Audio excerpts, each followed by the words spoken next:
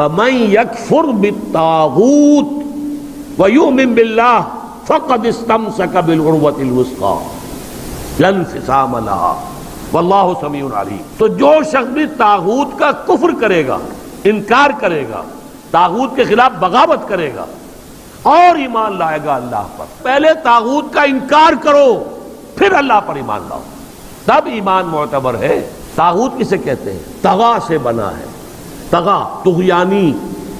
دریا اپنے حدود کے اندر بہ رہا ہے، لیکن اب یہ کہ اس کی پانی ادھر چھلک گیا ہے، اپنے حدود سے کناروں سے نکل گیا، اسے کیا کہتے ہیں؟ طغیانی۔ طغیانی آئی ہوئی ہے، طغیانی۔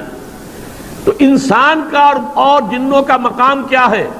وما خلقت الجن والانس الا لیعبدون، میں نے نہیں پیدا کیا جنوں اور انسانوں کو مگر اس لیے کہ میری بندگی کرے۔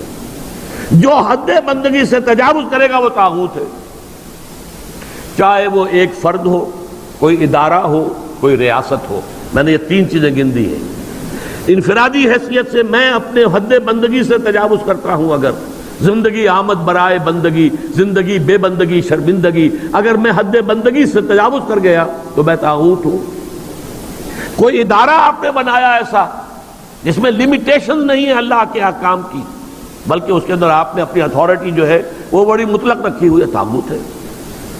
ریاست آپ نے قائم کی، حاکمیت عوام کے لیے یا حاکمیت کسی ایک خاندان کے لیے، وہی طاغوت ہے۔